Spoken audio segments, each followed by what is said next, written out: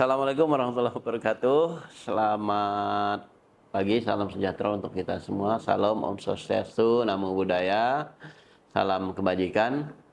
Kembali kita di podcast Kerukunan Lintas Agama di tahun 2026 ini dari FKUB Kalimantan Barat dengan tema FKUB untuk Harmoni di Kalimantan Barat. Kita masih bersama dengan Ketua FKUB Kalimantan Barat, Bapak Profesor Ibrahim. Selamat datang, Prof. Di sini kita lanjut podcast lagi. Tadi kita sudah bincang, Prof, tentang Harmony Award, kemudian kilas balik program di tahun kemarin. Nah, di bagian ini saya ingin meminta Prof untuk menyampaikan bagaimana perayaan Imlek dan Ramadan ini sebagai potret keharmonisan di Kalimantan Barat antar umat beragama. Kemarin kan kita 4 juga turun ke lapangan, Prof, kan? Nah itu contoh nyata yang FKUB lakukan. Nah, jadi apa makna universalnya Imlek ini berbarengan dengan bulan Ramadan? Silakan, Prof. Oke, baik. Saya pernah juga diminta komentar tentang keberadaan dua perayaan besar ini, Ya, gitu ya. bersamaan kan. Imlek, perayaan pada saudara kita umat Tionghoa itu, kemudian Ramadan pada umat Islam yang hampir bersamaan 17, 18, 17, 19 gitu ya. 17 Imlek, kemudian Ramadan itu sebagian saudara kita mulai 18 dan sebagian besar di 19, tapi nyaris bersamaan. Nah, apa maknanya? Saya bilang bahwa ini bukan sesuatu yang biasa saja, bukan sesuatu yang tiba-tiba, tapi ini takdir Tuhan. Gitu. Ada takdir Tuhan, ada pembelajaran yang ingin Tuhan tunjukkan pada kita semua bahwa perbedaan agama dan perayaan keagamaan kita yang hadir bersamaan ini sesungguhnya memberikan pendidikan tentang kerukunan dan moderasi yang harus kita bangun antar perbedaan. Bahwa tidak ada persoalan kita dengan berbeda agama, bahkan berbeda praktik keagamaan, atau mungkin juga berbeda dalam hitungan tahun tanggal keagamaan. Ya, antara 18, 19 misalnya di sama-sama Ramadan. Berurutan harinya. Jadi tidak ada persoalan. Ini sebuah takdir untuk mendidik kita lebih dewasa dalam menyikapi keragaman, menyikapi perbedaan. Kemudian apa yang harus kita lakukan dengan keragaman itu, dengan takdir keragaman tadi Imlek dan Ramadan yang datang bersamaan, maka tunjukkan bahwa kita semua bisa menempatkan perbedaan itu secara baik, kita semua bisa menjadikan perbedaan itu sebagai kekayaan wadah bagi kita untuk membangun kebersamaan antar perbedaan. Contoh sederhana misalnya, bagaimana kita di tanggal 17 saat Imlek, kita yang bukan umat Tionghoa, kita justru memiliki kesempatan untuk bersilaturahim dengan teman-teman yang Tionghoa. Secara online misalnya, dengan media kita bisa saling mengucapkan flyer, selamat melalui flyer di WhatsApp, di media sosial, juga di spanduk-spanduk di jalan misalnya. Kita saling japri biasa, Prof. Saling japri, saling memberikan selamat. Selamat itu kan menunjukkan bahwa, ucapan selamat menunjukkan bahwa kita memberikan support kebahagiaan bagi orang yang melaksanakan, bagi orang yang merayakan itu. Nah, jangan pernah dimaknai bahwa mengucapkan selamat nanti kita masuk dengan akidah orang yang tidak gitu ya. Jadi bahasa sederhana, ketika kita mengucapkan selamat pada orang yang merayakan, maka sesungguhnya kita memberikan rasa mensupport rasa kebahagiaan pada orang yang merayakan itu. Nah, sama halnya ketika Imlek 17 muncul di grup-grup WhatsApp kita, selamat merayakan Imlek untuk saudara kita Tionghoa. Ini menunjukkan sebuah kebersamaan rasa kita untuk mereka bahagia, kita juga memberikan rasa bahagia buat mereka yang merayakan. Nah, bahkan tidak hanya ucapan, sebagian kita langsung berkunjung ke rumah teman-teman kita kemarin, Prof.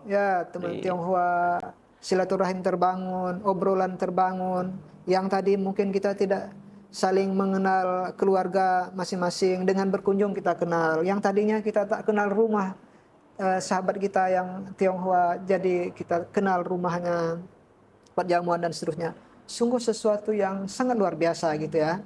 Jadi perayaan Imlek mendekatkan kita, bukan hanya Tionghoa, tapi kita yang tidak Tionghoa itu, masyarakat Muslim bisa bertemu, ngobrol bersama, minum kopi bersama, dan seterusnya. Nah itu, tidak berselang lama, tanggal 18 sebagian kita sudah ada yang puasa Ramadan. Ya, Tanggal 19 semuanya sudah puasa Ramadan. Nah pada saat yang sama, teman-teman yang non-Muslim, termasuk yang Tionghoa, yang Imlek tadi juga melakukan hal yang dan sama. agama-agama lain juga. Agama yang lain mengucapkan selamat menunaikan ibadah Ramadan, selamat menunaikan ibadah puasa. Bukan mereka menjadi Muslim, bukan mereka harus puasa dan ucapan itu, bukan, tapi mereka menunjukkan rasa kebersamaan mereka dengan kita umat Muslim yang memasuki bulan Ramadan. Mereka memberikan support pada umat Muslim yang memasuki puasa Ramadan. Itu sesungguhnya substansi dari ucapan-ucapan saling mengucapkan selamat dan seterusnya terhadap perayaan itu. Nah, ini saya kira sebuah praktek yang luar biasa yang ditampilkan oleh umat beragama dengan perayaan-perayaan keagamaan, praktik keagamaan yang tahun ini sangat berdekatan antara Imlek dengan Ramadan. Bahkan Imlek kan punya rangkaian-rangkaian yang panjang nih sampai 15 hari ke depan, yang diakhiri dengan Cap Gomeh nanti ya, 15 hari ke depan, ya mungkin sekitar tanggal 2 Maret barangkali baru berakhir. Nah, sekali lagi perayaan-perayaan ini kan memberikan pendidikan kedewasaan bagi kita umat beragama, terutama konteks Imlek dan Ramadan, berarti antara Konghucu dan Muslim, antara Tionghoa dengan umat Muslim, Melayu kah apalah yang Muslim. Bahkan ini Prof, kemarin saya lihat ada flyer yang 3, ada misanya juga untuk teman-teman Katolik. Betul. Itu juga hadir bersamaan, bukan dalam bulan Ramadan kan? Dalam bulan Ramadan itu juga hadir. Nah, ini juga menunjukkan tadi bahwa kedewasaan kita dalam menyikapi perbedaan agama dan praktek keagamaan kita, justru inilah yang paling penting harus kita bangun supaya nanti akan lestari, akan terus wujud kerukunan antar umat beragama di kita, terutama di Kalimantan Barat. Nah, itu saya kira yang perlu kita bangun dan harus kita bangun ke depan. Oke, Prof. Kita mungkin mau lihat apa yang FKUB lakukan, peran FKUB Kalbar ini untuk memastikan hal-hal tersebut, cuma tadi yang berbarengan. Ada Imlek, ada sambut Ramadan, bahkan juga ada misa khusus misal untuk Imlek segala macam. Nah, apa yang FKUB lakukan untuk menjaga itu? Oke, saya kira dua hal tadi. Satu, kita harus secara literasi, secara kognitif pengetahuan, kita harus tetap membangun pengetahuan, kesadaran pengetahuan masyarakat agama di Kalimantan Barat untuk bisa memahami betul tentang perbedaan. Saya sering sebut literasi perbedaan harus kita bangun. Bahwa masyarakat agama di Kalimantan Barat itu harus punya literasi bahwa perbedaan di antara kita, perbedaan agama kita sesungguhnya bukanlah sesuatu yang tidak boleh. Bukanlah sesuatu yang salah gitu. Tapi ini terkait dengan keyakinan kita ya, silakan kita beragama dan keyakinan masing-masing. Jadi sikap itu secara wajar. Itu yang pertama. Kemudian ketika kita mampu menyikapi perbedaan itu secara wajar, maka pada akhirnya nanti akan beranjak pada sikap yang saling menghargai, menghormati perbedaan dan bahkan saling memahami bahwa oke, kita berbeda, tak ada soal saya agama A, Pak Didi agama B, yang lain agama C, tidak ada soal kita berbeda agama. Toh kita bisa saling berbagi kebaikan di agama A, kebaikan agama B, kebaikan agama C. Mari kita saling berbagi. Nanti kita himpun semua kebaikan itu menjadi kekuatan bersama. Nah, justru itu yang harus kita beranjak pada sikap yang kedua untuk saling menghargai, menghormati dan memahami. Nah, kemudian kalau kita sudah mampu sampai ke tahap itu secara literasi kerukunan, maka berikutnya adalah tak ada soal untuk kita berkolaborasi dalam perbedaan, bahwa berteman tidak memandang perbedaan agama. Bersahabat tidak harus dihalangi karena kita berbeda agama. Berkolaborasi, berbisnis, bekerja sama, membangun kebaikan untuk Indonesia, membangun kebaikan untuk Kalimantan Barat, tidak ada halangan dengan perbedaan agama kita. Semua kita bisa berkolaborasi untuk membangun Kalimantan Barat, untuk membangun kesejahteraan, kerukunan Kalimantan Barat. Kita semua bisa berkolaborasi dalam dalam keragaman, dalam perbedaan. Nah, ini yang harus kita bangun secara pengetahuan. Semua masyarakat agama kita harus menyadari itu secara literasi. Nah, dalam prakteknya itu jauh lebih penting selain literasi. Dalam prakteknya itu harus kita wujudkan. Salah satu apa yang harus dilakukan di FKUB adalah kita bangun sebanyak mungkin wadah perjumpaan antar perbedaan tadi di tingkat elit, tingkat atas, tingkat tokoh misalnya. Itu yang kita bangun selama ini dengan dialog-dialog antar tokoh agama, baik di FKUB yang di situ semua pimpinan majelis agama ada di situ dan kita berdialog dari hati ke hati tentang perbedaan dan seterusnya, saling memahami di FKUB. Kemudian kita lakukan program yang juga saya kira salah satu program favorit kita di tahun lalu adalah kunjungan antar majelis agama, kunjungan silaturahim antar majelis agama. Di situ kita saling bisa memahami, membuka diri untuk dipahami dan seterusnya. Ini wadah-wadah yang penting untuk kita ciptakan. Oke, itu tingkat elit.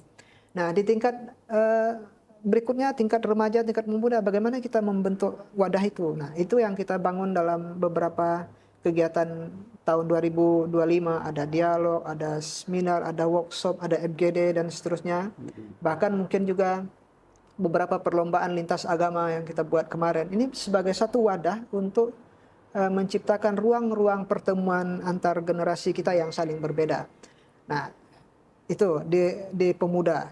Nah, saya masih menambahkan ke depan kita bisa merambah pada tingkat generasi yang lebih kecil, generasi anak-anak, tingkat sekolah, pelajar ke bawah SMA gitu ya. Kalau SMA kan kita sudah banyak masuk.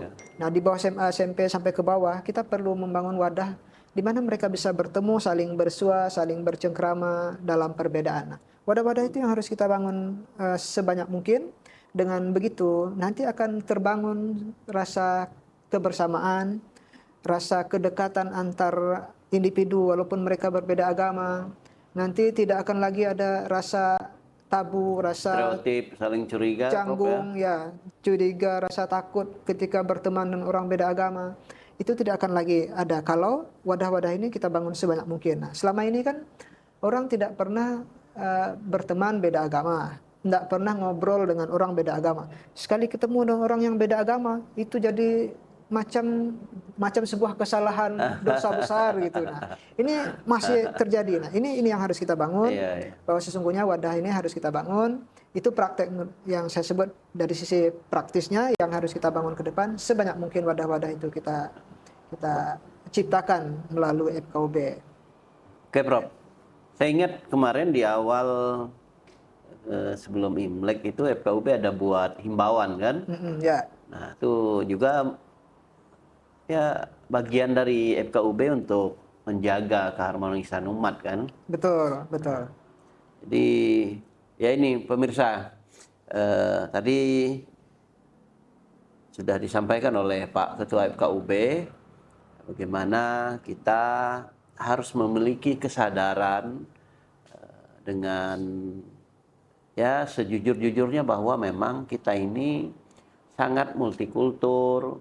Kemudian perbedaan itu sunnatullah gitu ya, sudah dari sana. Termasuk hari ini misal kita Imlek dan Ramadan ini kan boleh dikatakan berbarengan kan, Prof. Nah, ini juga merupakan takdir Tuhan ya. Jadi bukan maunya kita. Dan memang begitulah yang harus kita sadari bahwa kita harus saling menghormati, saling menjaga keharmonisan di manapun kita berada. Terima kasih, Prof. Nanti kita akan lanjut lagi di bagian akhir bagaimana Ramadan dan pembelajaran harmoni dalam kehidupan kita. Terima kasih, pemirsa.